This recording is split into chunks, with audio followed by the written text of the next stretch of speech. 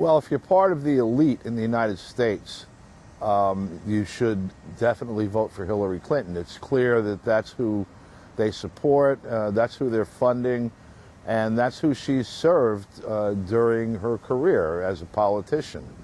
From the time she worked for Barry Goldwater back in 1964, when Barry Goldwater, one of his primary domestic policy issues was to block the adoption of the Voting Rights Act and the Civil Rights Act that was also beginning to go through Congress. If you are, and you know, all the way through, the interests of the military-industrial complex were well served by her husband's administration, with her lobbying Congress on behalf of that. She's voted for every war that was placed in front of her, so you know the monies continue to flow to that sector. The telecommunications, you know, the media here, she helped to sell the Telecommunications Act of 1996 that was passed during her husband's regime in 1993 to 2000, which essentially allowed these mega monopolies that exist to come into existence in the media sphere. The repeal of Glass-Steagall by her husband's administration, she again helped to sell that, and that put a lot of money in the pockets of Wall Street.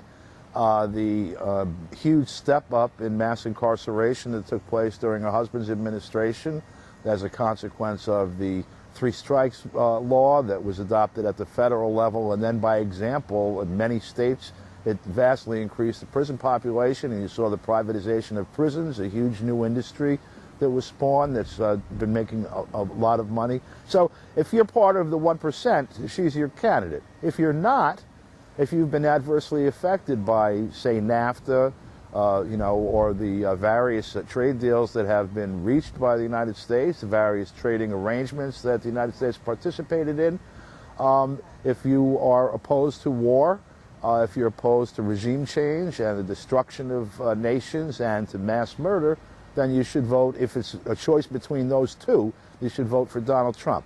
Trump says, I mean, he's an American politician, but so who knows what he really means, but Trump says we shouldn't have war with Russia and China. He said no more regime change. He's repeatedly said that. He said that we would either scrap or renegotiate severely the trade deals that exist that have thrown our jobs offshore. He says he wants to repatriate the capital that's been, you know, abroad, for like trillions of dollars of American capital that's abroad, to bring it back and use it to help induce job creation. So, you know, between those two candidates, as limited a choice and maybe distasteful a choice as it is, if you're in the 1%, it's Hillary Clinton, and if you're in the other 99%, it would be Donald Trump. Yeah, first of all, whether rightly or wrongly, both of them are very, very negatively viewed by the majority of people in the United States. Their negative polling is around 2/3 of the population in each case. They're within a couple of points of each other, almost statistically insignificant. That makes it difficult right away if you have to choose between two people that you don't like. But, you know, and one of the problems with making a choice based on policy instead of on personalities, or the perception of a personality that makes its way through the media, is that, first of all, there's no tradition of discussing policy in elections in the United States. That's long gone. It's been personalities, it's been over issues like abortion rights or gay marriage, you know, things that are hot button issues, but they're, you know, social policy rather than economic policy or foreign policy, military policy, and all of that. So it's hard anyway. People don't conceive of politics as a place where they engage to see policy outcomes. They think of politics as a way of picking either the guy who or gal who represents their party, and then there's an assumed ideological affinity that, you know, will be expressed somehow in policy without any clear conception of that, or just, you know, someone that they identify with as a personality in one way or another. That's what they usually use as the criteria for voting. And so as the economic crisis has started to touch people here, as just so many parts of the society are in shambles, essentially. law enforcement policy, the murder of people in the streets, and that those people responsible being totally unaccountable. The obvious corruption in the government that people see and experience on a daily basis that goes unpunished, usually unreported. All these different indications of a collapse, essentially, in the institutions of the country. The aggregate of that as a crisis, that's driving suddenly their perception of politics and everything else. And so you saw a sea change inside the Republican Party this year, for example, where people voted on policy issues like jobs, economic, many of them, but also a rebellion against permanent warfare, a rebellion against the march towards World War III that we seem to be on. This was the Republican base standing up against all of that and for workers' rights and things that would benefit working people, throwing out the Republican establishment. And they gravitated to the Democratic Party, who has turned around and invented a new kind of, I don't know whether to call it red baiting or brown baiting, because they accuse, in the first place, Putin of being, for example, President Putin of Russia, of being the head of some alternate right-wing global conspiracy that's fascist in tone. And on the other hand, they're also trying to tie people who are opposed to war and opposed to Wall Street and opposed to all these other things as being connected to that and as being fascist. So you have like a caricature of the Red Scare / McCarthyism that took place in the U.S. in the late 40s and early 50s, to where you now have Democratic spokespeople for Hillary Clinton, for example, calling for Trump to be tried for treason for making a recommendation, in jest, that President Putin, if he has access to Hillary Clinton's missing emails, that he wished he would dump them. And so these are serious accusations, though. There was an actual complaint made by the Democratic National Committee to the FBI to investigate this. So you have Yeah, this is happening inside of an entirely new condition, because you also had inside the Democratic Party an uprising represented with the candidacy of Bernie Sanders. And it wasn't that Sanders organized this group and is such a masterful politician, but rather that the group organized Sanders' campaign because they are extremely dissatisfied with what's happening in the country. These are young people who have huge debt if they went to college and no jobs, or no prospects at all if they couldn't afford to go to college or didn't go to college and still no jobs. And so, these people went out, organized for a year, almost took over the Democratic Party. If you believe what experts have said, actually they won the primaries. It was just stolen through corruption. And now they're being told to fall in behind the same candidate that the military industrial people, Wall Street, and everybody else are supporting, and most of them aren't doing it. So the entire electorate is in a state of flux. And then there's an additional factor. You're seeing both the Libertarian candidate and the Green Party candidate, Gary Johnson and Jill Stein, doing unprecedentedly well in the polling. You have something like 22% in a two-person race that have no preference between either of them, that don't want either Trump or Clinton. And then you have, when you have a four-way poll, Johnson getting almost 10%, Stein getting between 4 and 6%, and still there being almost 10% undecided that could go towards them too. And finally, you still have looming the possibility of a deepening of the economic crisis, which would certainly operate against the establishment candidate and perhaps also against Trump. So you could have a 3 or a 4-way race. It's possible, and I've never experienced that in my life. If you're going to discuss a crisis of democracy, you first have to begin with a definition of the term democracy. What political scientists mean by it, generally what people understand it to mean, is that the people have that the people have ultimate power. And that's the underlying legal concept of the United States, in the common law even, and stated in the Declaration of Independence, that ultimate power resides with the people, and if the government fails to serve them, that they have, the right and the obligation to change the government until they have a government that serves their interests. Now, there are a variety of modalities that can be used to do this. One is direct democracy, like you've seen in some places. You saw that, for example, in Libya under Jamahiriya, where the government structures really didn't do much. The people would assemble themselves and make local laws and all these different things. Then you have representative democracy, and there are a number of ways to do that. There's the parliamentary system that you see in various parts of the world, originated in Europe in the present fashion that kind of prevails. You have what we have in the United States with a Congress and a strong executive. The underlying assumption is, however, that the people are aware of what policy concerns they have, and they are familiar with the processes of government enough to be able to take actions inside the political structure in terms of voting, in terms of supporting candidates to get on the ballot, all of that, to find some expression of their policy wants and needs. But that condition doesn't prevail here. So the actual act of voting, because the selection of candidates is in the control of a minority of people, the discussion of policy is outside the hands of the people, with the concentration of power in the media, very small, very few hands, very small set of people. And the education of people with respect to policy and government operation and law it's at a very crude level in the United States.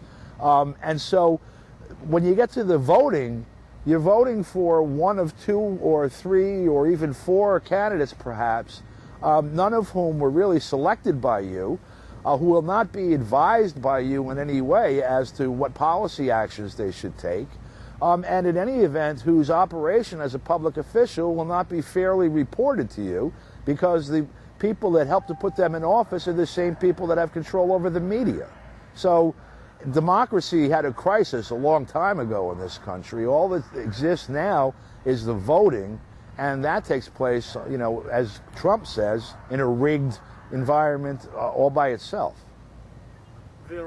Well, you have problems of democracy that vary from state to state, region to region, continent to continent, you know, whatever. And they reflect both the democracy itself, or in any event, the political system itself in each country is the product of the history of that country and the history of the world, world wars and colonialism, all these different things that have helped influence the creation and the maintenance of the various government and political structures and economic systems around the world. So Europe, of course, has a very closely shared history with the United States, particularly with the influence of the United States in the period after World War I and especially after World War II. So, and in addition to that, the actual elites, what they call the deep state and the 1%, the people who actually wield power behind the scenes, pretty much the same group of people in Europe and the United States. And so whatever concessions they have to make to the local customs in terms of the political system, the outputs are pretty much the same. You have things happen at the government level that service corporations and multinational corporations and not the people in those countries. You have austerity as public economic policy, austerity for working people. You have war and the purchase of war-making materials, and the exploitation of formerly colonial countries, now I don't know what state, neo-colonial relationships. So you have pretty much the same crisis taking place throughout certainly the Western world, because of the fact that the Western world is pretty much controlled by the same transnational elite. Yeah, you have a condition where the public policy part of the political campaign is not presented properly. For example, Donald Trump has actually presented a number of actual policy statements and policy positions, and some of them are very unique in recent American history, post-World War II. Questioning the need for NATO, challenging directly the need to expand NATO and the financial basis of defense, self-defense of Europe and of Japan and South Korea. The rejection of regime change as policy, the renegotiation of these trade agreements, all these different things are policy issues that he's raising that are resonating with the people, and yet they're not part of the discussion at all. What's discussed is, again, the what people's hairstyle is, or who's closer to foreign powers, things that have nothing to do with policy. So, but does it really matter? Well, yeah, here's the thing: if you're not going to have a discussion about policy, you're still going to have a discussion. And so, what is there? Well, in this particular context, you have two candidates who a majority of the population do not like. And so the only way you can win, since you're not offering or you're not being heard as offering some policy solution for the problems facing people, and since you're not very well liked, the only way you can get elected is to make the other person even less liked than you are. So the conditions exist where the only way you can successfully campaign is to completely out-sleaze the other candidate, and that's what's been happening. And, the war chests that they have are predicted to be better than $1 billion for each of them, so that's a lot of sleazing. 2 months before the election. Well, personally, what I'm hoping is that, and it seems quite possible that this will happen, that Julian Assange or someone else, and personally, I don't care if it's Vladimir Putin reading it on television. That would suit me just fine. But the actual facts contained in emails from the State Department that were laying out what actual U.S. policy was, say, in Syria in February of 2011, when the so-called uprising began. I'd like to get some of those memos that describe things in the same terminology that Victoria Nuland and Geoffrey Pyatt used in the telephone call discussing the future of Ukraine. I'd like to see the fingerprints that are certainly on that cup of Hillary Clinton designing this war, and have people understand that you have 9 million people that have been driven out of their homes, that you have 500,000 to 1 million people dead, that you have another country that's been destroyed, and that you have this refugee crisis that she uses to trash Trump because he doesn't want to allow 500,000 Syrians to come here, that it's actually her creation. And I'm sure those memoranda exist, and I'm sure they're among the missing ones, but I'd like to see things like that come out between now and the election. And if that does, you then have the problem of having the media actually report it. What are the... For me, the existential one. The United States, through NATO, has a huge amount of military assets deployed to Russia's border, and then through the U.S., Japanese military, South Korean military, others, a huge amount of military assets deployed in China's territorial waters borders as well, and all the way really from the Baltics to the Korean Peninsula. They have been drilling for almost a year, as if it were preparing for war. Weapon systems have been introduced into the theater that have gone hot, like anti-missile systems and things that are very destabilizing. And so the risk of, there's people like Professor Stephen Cohen who are familiar with the history of all of this, that say we're as close to World War III now as we were in October of 1962, which the Cuban Missile Crisis, when we were extremely close, and perhaps even closer because you have so much materiel and have so many troops deployed to the actual theater. So for me, with Hillary Clinton being solidly identified with that policy, she helped to initiate it. Her husband helped to move it forward for the 8 years he was president. NATO expanded up to Russia's borders during that time. While she was in the Senate, she ratified agreements that brought more countries into NATO. And while she was Secretary of State, she helped to do that and to introduce AFRICOM to the African continent. In 35 countries, the U.S. has essentially command and control of the militaries. That's a recolonization. So those things, but particularly the existential one that is looking at the question of whether or not to have World War III, The one guy out of the two of them, the one person that says no, I would say that that would prime all of the other considerations. Well, the most discussed items in the media, and so consequently the things that draw the attention the most of people through the media are things like Hillary Clinton's health or Donald Trump's health. They, say that he's got mental health issues, all of that. That's what people are familiar with. And also sort of cartoon characterizations of their views on race and other social and economic issues. That's what's discussed, not policy. But fundamentally, American people, American voters, are experiencing the consequences of policy in a way that they never have before, all negative. And that has focused their attention. So while they're taking in this information through the media, and in between they're reporting on Trump's hair or Clinton's health or whatever, they are also experiencing hunger, and they're hearing on television that the economy is getting better. For a protracted period, that condition has prevailed here, and so when people are polled on the reliability of the media comes up as bad as Congress in single digits, basically. The people here don't trust what they're being told. And they do know that the problems they face involve their not being able to afford to live without working, if they're lucky enough to have jobs, 10, 12 hours a day, 5, 6, 7 days a week, to go without health care, to not have full educational opportunities for themselves or their children, their families. Their housing distressed, many of them. There's millions of people in foreclosure still, for example, and many also facing the constant threat of eviction.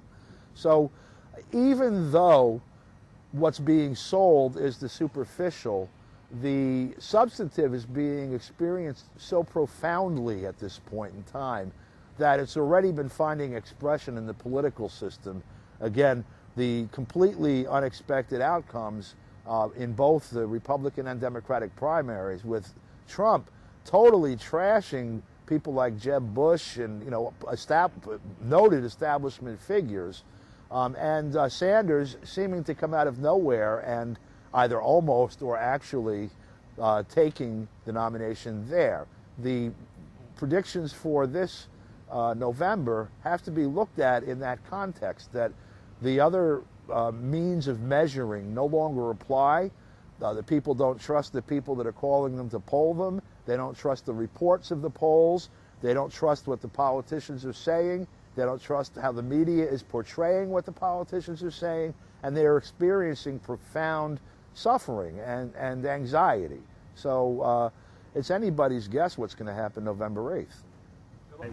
Well, clearly, looking at Donald Trump or Hillary Clinton, it's not a requirement that they be Hollywood beautiful. Or looking at George Bush and John Kerry, it's clear. Or George Bush and Al Gore. Or Bill Clinton or Bob Dole. Bill Clinton was a... Bill Clinton had that ladies' man thing going on. Yeah, but in any event, I named 7, 8 people, and we have one that there's a question about. So, but the problem is that I guess what has prevailed before is appearance masking as the substantive. You had issues that were at the hearts of the campaigns, but they were really trivial issues that were blown up to be much more important. You had a fundamental consensus between both candidates on war policy, on social policy. There were nuanced differences between them, but because there was such similarity, generally speaking, the nuanced differences seemed huge. And so people had the sense that they were voting for policy when the major policy was consensus policy, and they weren't consulted at all.